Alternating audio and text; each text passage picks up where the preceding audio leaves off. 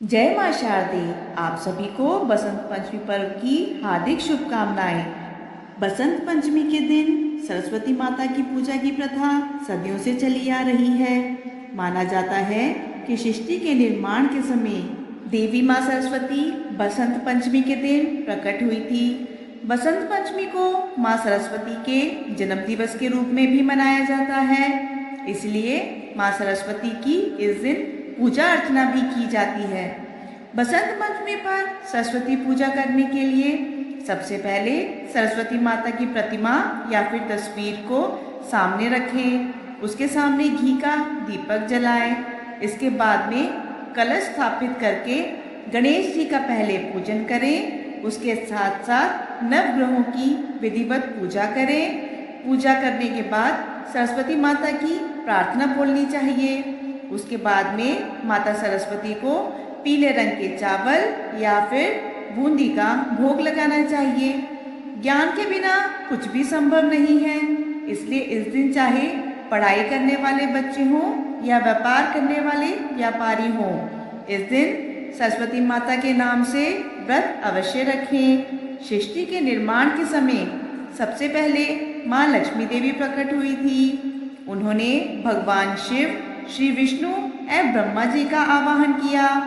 जब यह तीन देवता वहां उपस्थित हुए, तब देवी महालक्ष्मी ने तीनों देवों से अपने गुण के अनुसार तीन देवियों को प्रकट करने का अनुरोध किया। भगवान शिव ने तमोगुण से महाकाली, भगवान विष्णु ने रजोगुण से देवी लक्ष्मी तथा ब्रह्मा जी ने सतोगुण से देवी सरस्वती का आवाहन किया। जब यह तीनों देवियां प्रकट हुई, तब जिन जिन देवों ने जिन जिन देवियों का आवाहन किया था, उन्हें उन देवी को सृष्टि का संचालन हेतु महालक्ष्मी ने भेंट कर दिया। और इसके बाद स्वयं महालक्ष्मी माता लक्ष्मी स्वरूप में समा गई। सृष्टि का निर्माण कार्य पूरा होने के बाद श्री ब्रह्मा जी ने जब अपनी बनाई हुई सृष्टि को देखा, तो वह मृत शरीर के समान था, क्योंकि उसमें ना तो स्वर था ना ही वाणी थी। अपनी उदासीन सृष्टि को देखकर ब्रह्मा जी को बिल्कुल भी अच्छा नहीं लगा। ब्रह्मा जी भगवान विष्णु के पास गए और अपनी उदासीन सृष्टि के विषय में उन्हें बताया। ब्रह्मा जी से तब विष्णु भगवान ने कहा कि देवी सरस्वती आपकी इस समस्या का समाधान कर सकती है। आप उनका आवाहन कीजिए। उनकी वीणा के स्वर से आपकी सृष्टि में ध्वनि प्रवाहित होने लगेगी। तब भगवान विष्णु के कहे अनुसार ब्रह्मा जी ने देवी सरस्वती का आवाहन किया। देवी माँ सरस्वती के प्रकट होने पर ब्रह्मा जी ने उन्हें अपनी वीणा से सृष्टि में स्वर भरने का अनुरोध किया। माता सरस्वती ने जैसे ही वीणा के तारों को छुआ, तो उसमें से सहसा शब्द फूट पड़ा। यह शब्द संगीत के सप्त सुरों में से प्रथम सुर है। इस ध्वनि से ब्रह्मा जी की मुख सृष्टि में ध्वनि का संचार हुआ। हवाओं में सागर, पशु पक्षियों एवं अन्य जीवों को वाणी मिल गई। नदियों से कलकल की ध्वनि फूटने लगी। इससे ब्रह्मा जी अति प्रसन्न हो गए। उन्होंने सरस्वती को वीणा की देवी का नाम देते हुए बागेश्वरी का नाम दिया। माता सरस्वती का एक नाम यह भी है।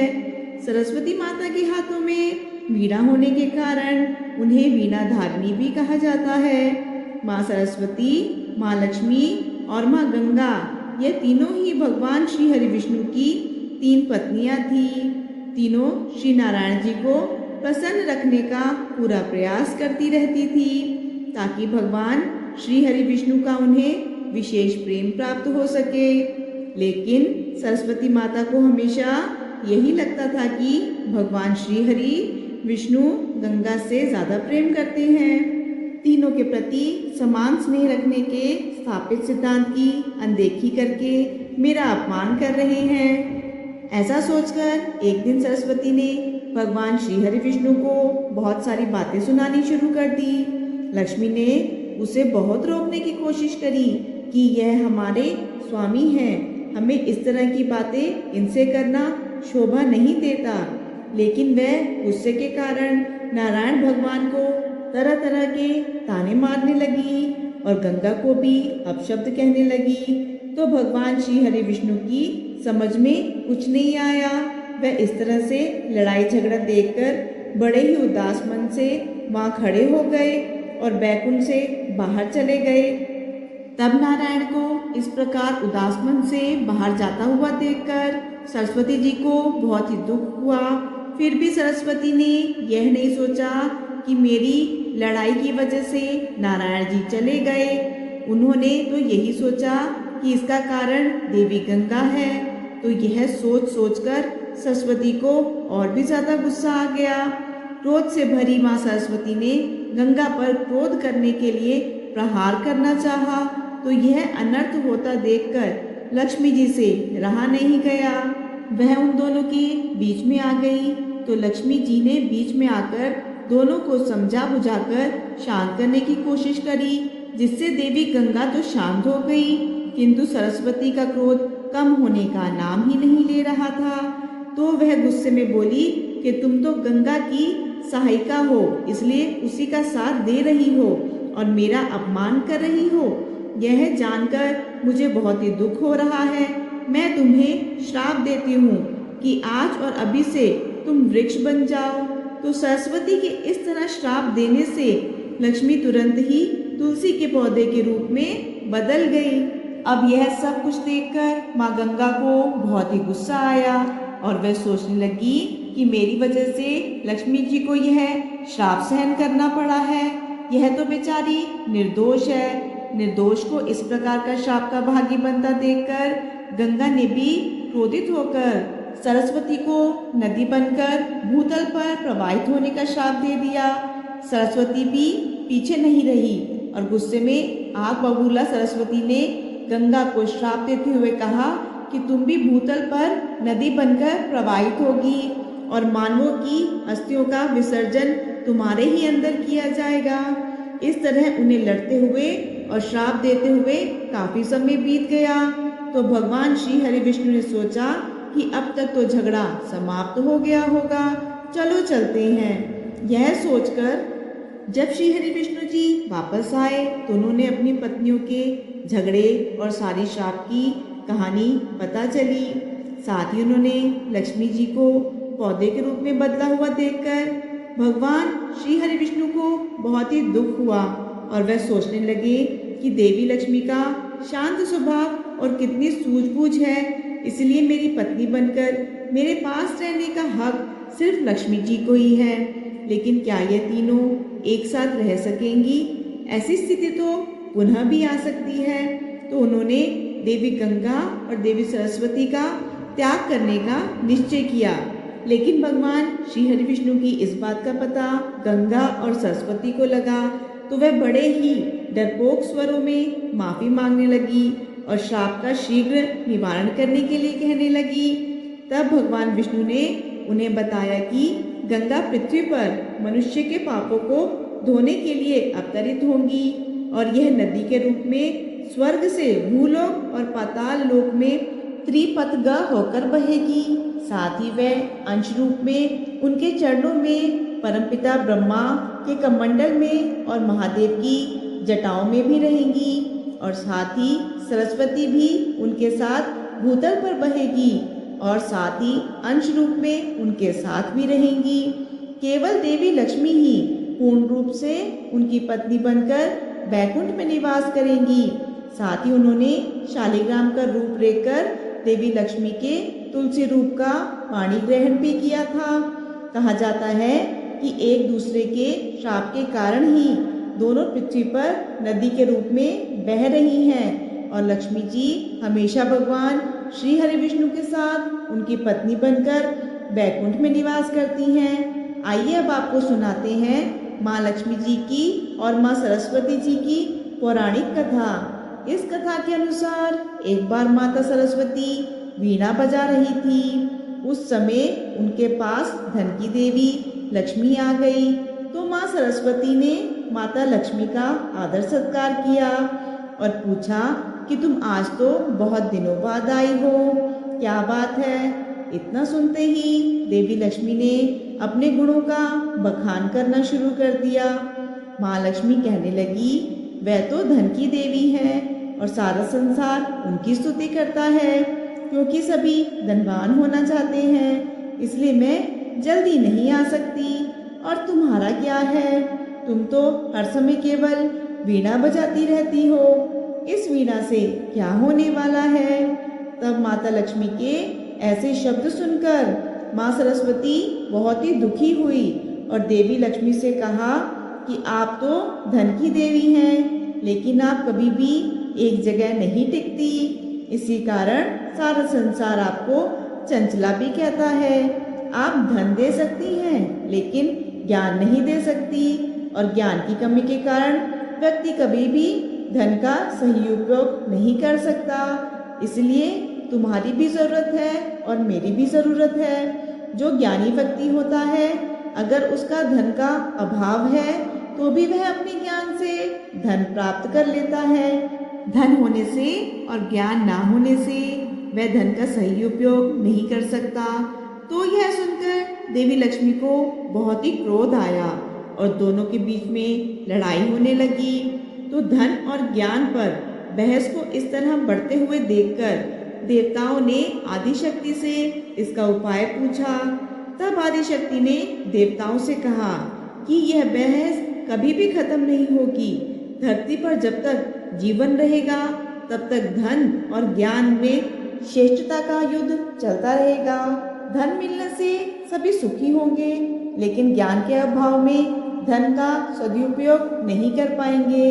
इसलिए ज्ञान को भी बराबर का महत्व देते हुए हमें बसंत पंचमी के दिन माँ सरस्वती जी की पूजा बड़े ही श्रद्धा भाव से करनी चाहिए।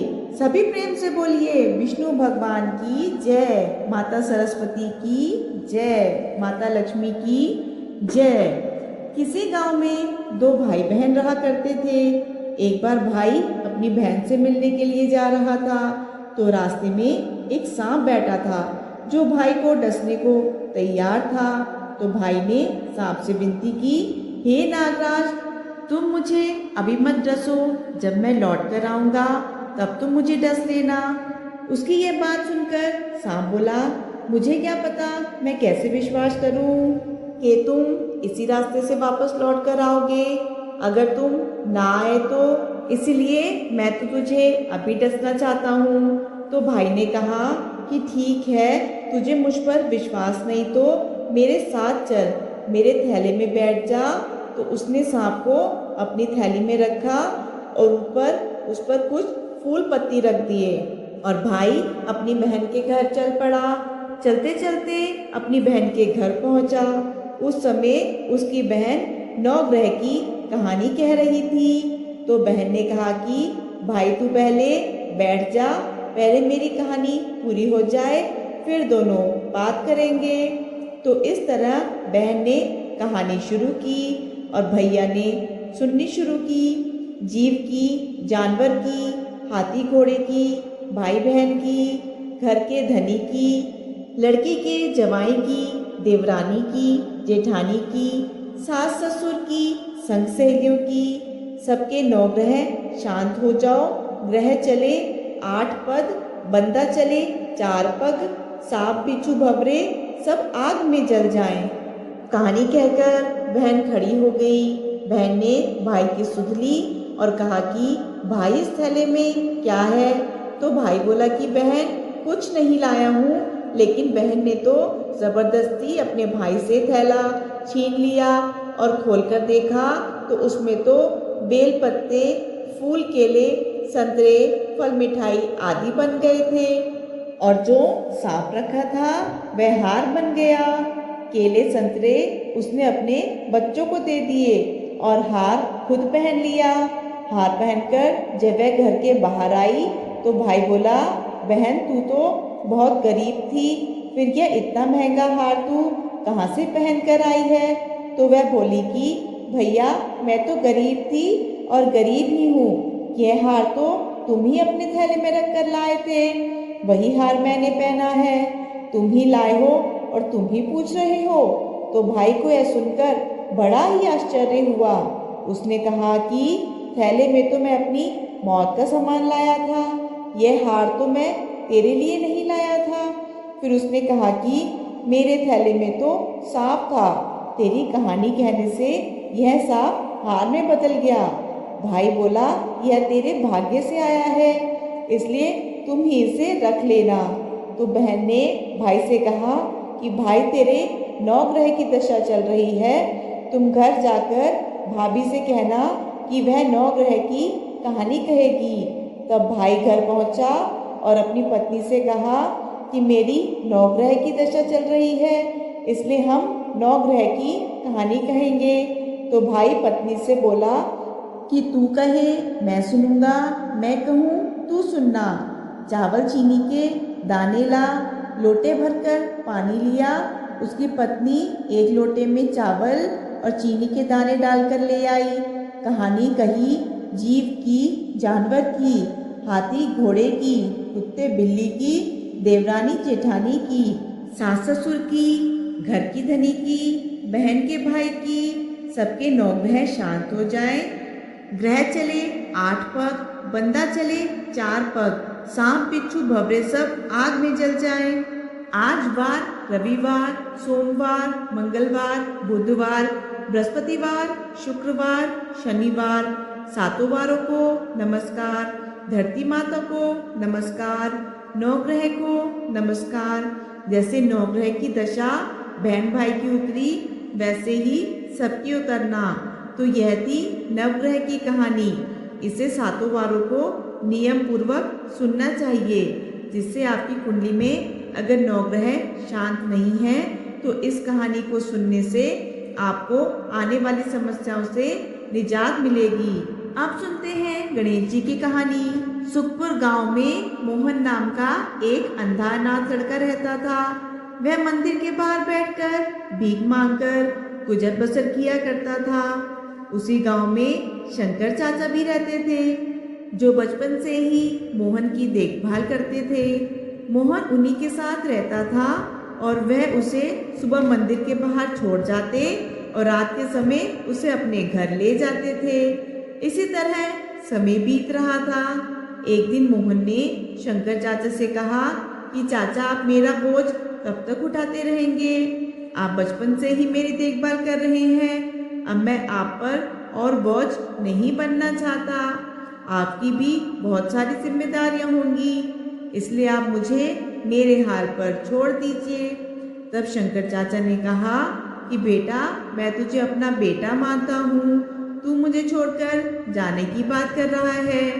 अगर तेरी जगह मेरा सगा बेटा होता, क्या मुझे छोड़कर जाता? तो यह सुनकर मोहन रोने लगा। तब शंकर चाचा ने उसे समझाते हुए कहा कि तू गणेश जी के मंदिर के बाहर वर्षों से भीख मांग रहा है, समझ ले तू उनकी शरण में है, उनकी पूजा किया कर, वही तेरी रक्षा करेंगे।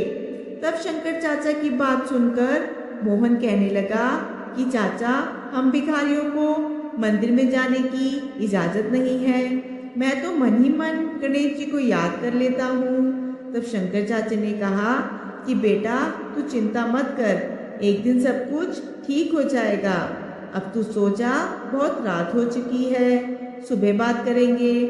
अगले दिन शंकर चाचा मोहन को लेकर गणेश जी के मंदिर पहुंचे। तभी मंदिर के पुजारी ने उन्हें रोक दिया और कहा कि इस भिखारी को कहाँ मंदिर के अंदर लेकर जा रहे हो?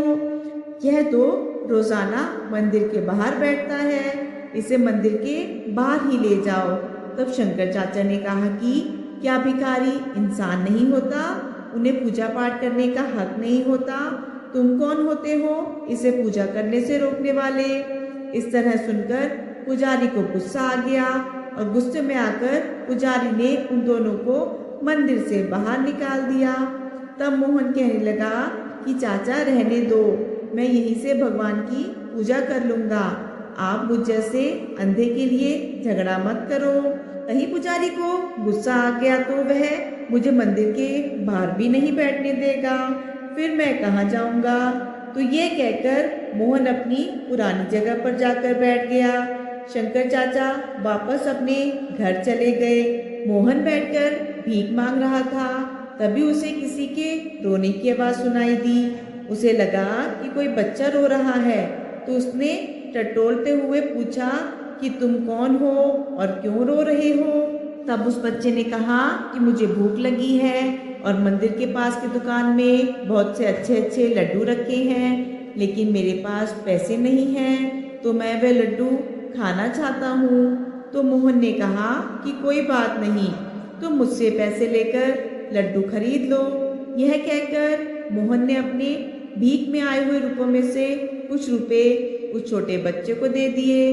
कुछ देर बाद वह बालक मोहन के पास आया और बोला कि मैं 2 लड्डू लेकर आया हूँ, एक आप खा लो, एक मैं खा लूँगा।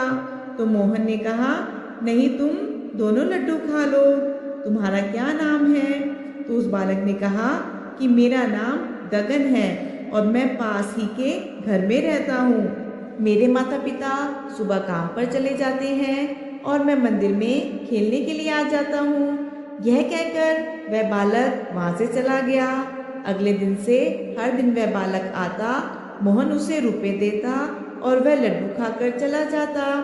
एक दिन वह बालक आया तो उसने मोहन से कहा कि तुम रोज मुझे रुपए देते हो, कभी भी मना नहीं करते। तब मोहन ने कहा कि गगन, मैं गणेश जी को लड्डू का भोग लगाना चाहता हूँ, लेकिन हम भिखारियों को मंदिर के अंदर तो जाने नहीं दिया जाता। जब तुम लड्डू खाते हो तो मुझे ऐसा लगता है कि जैसे मैं गणेश जी को भोग लगा रहा हूँ, और गणेश जी खुद भोग लेने के लिए मेरे पास आ जाते हैं, इसलिए तुम रोज आ जाया करो, मैं रोजाना तुम्हारा ही इंतजार करता हूँ। तो इस तरह से दिन बीतते गए। एक दिन गगन ने मोहन से कहा, मैं अब तुमसे मिलने और लड्डू खाने नहीं आ सकूंगा, मेरे माता पिता दूसरे गांव जा रहे हैं। यह सुनकर मोहन रोने लगा। मैं तुम्हें देख तो नहीं सकता, लेकिन जब मैं तुम्हें रुपए देता हूँ तो मुझे बालक रूपी गणेश जी लड्डू खाते हुए दिखाई देते हैं। तुम मुझे छोड़कर मत जाना, नहीं तो मैं जिंदा नहीं रह सकूंगा। तो गगन ने कहा कि ठीक है, तुम मेरे साथ मेरे घर चलो, मेरे माता पिता से बात कर लेना, अगर वह मान गए तो मैं रोज तुम्हारे पास लड्डू खाने आता रहूँगा। तो मोहन गगन के साथ चल दिया। काफ़ी दूर चलने के बाद उसने पूछा कि गगन, लगता है हम बहुत दूर आ गए हैं, तुम्हारा घर कहाँ है? गगन ने कहा कि बस पहुँचने ही वाले हैं। कुछ देर और चलने के बाद में मोहन ने फिर पूछा, लेकिन कोई उत्तर नहीं मिला। मोहन ने पुकारा कि गगन, गगन तुम कहाँ हो? लेकिन उसे कोई भी जवाब नहीं मिला। तो मोहन घबरा गया। तभी उसका पैर किसी पत्थर से टकरा गया और वह गिर पड़ा। उसके सिर में बहुत ही तेज दर्द हो रहा था। फिर वह उठा, उसने आँख खोलकर देखा तो सामने गणेश जी खड़े थे। गणेश जी को देखते ही मोहन उनके पैरों में गिर पड़ा। गणेश जी ने कहा कि मोहन, मैं तुम्हारी भक्ति से बहुत ही प्रसन्न हूँ। जिस दिन तुम्हें मंदिर के अंदर नहीं आने दिया गया, उसी दिन से मैं अपना भोग लेने के लिए हर दिन तुम्हारे पास आता था। इतने गरीब होते हुए भी तुमने मुझको हर दिन लड्डू का भोग लगाया। आज से तुम गरीब नहीं रहोगे, तुम्हारा घर धन धान्य से भरा रहेगा और कोई तुम्हें मेरे दर्शन करने से रोक नहीं सकेगा। यह कहकर गणेश भगवान अंतर्ध्यान हो गए। मोहन की आंखों की रोशनी लौट आई। वह भागकर अपने घर गया। वहाँ उसने देखा कि कोने में सोने चांदी रुपयों के ढेर लगे हुए हैं। उसने भागकर अपने चाचा को आवाज़ लगाई और सारी बात बताई। जब शंकर चाचा को इस बात का पता चला कि मोहन की आंखों की रोशनी लौट आई है, तो वह बहुत खुश हुए और मोहन को गले से लगा लिया।